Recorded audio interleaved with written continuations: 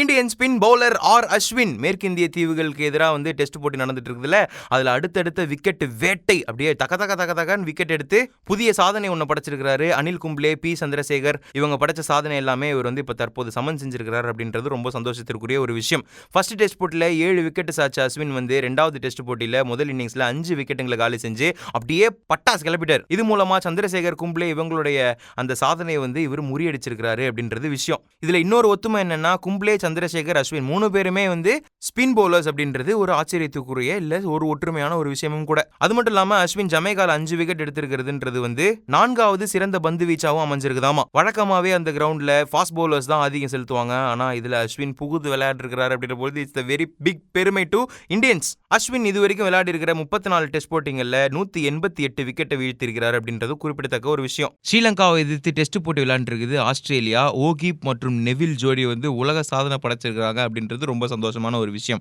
என்ன சாதனை அப்படின்னீங்கன்னா, முதல் டெஸ்ட்ல முதல் இன்னிங்ஸ்ல இலங்கை வெறும் 117 ரன்கள் தான் எடுத்திருந்தாங்க. அதோட ஆட்டம் இழந்துட்டாங்கன்னும் பொழுது முதல் இன்னிங்ஸ்ல ஆஸ்திரேலியா 203 ரன்கள் எடுத்து ஆல் அவுட் ஆனாங்க. ரெண்டாவது இன்னிங்ஸ்ல கலக்கிய இலங்கை 353 ரன் குவிச்சுது.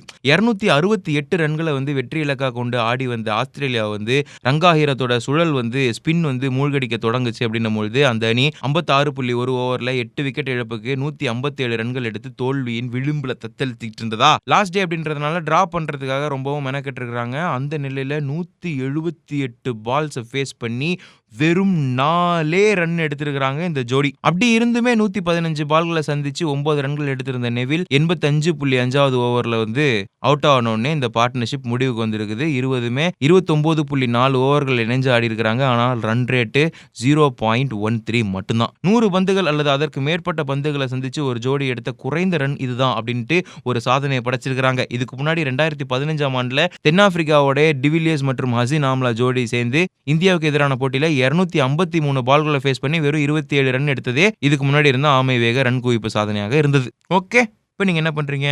கிளிக் அப்படின்னு சொல்லிட்டு நியூஸ் கிளிச் பேஜை சப்ஸ்கிரைப் பண்ணிட்டு கண்டினியூ பண்ணுங்க உங்க ஒர்க்கை. டாடா. இதை தடுக்கிறவங்க பிராணி வதைங்கிறாங்க. நல்லா நினச்சி பாருங்கள், ஏறு தழுவுதல்னா அதுக்கு பேர்.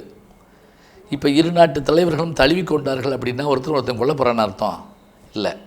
தழுவுதல்னால என்ன அர்த்தம்? அதை இப்படி அணைத்து கொள்ளுதல்னு அர்த்தம்.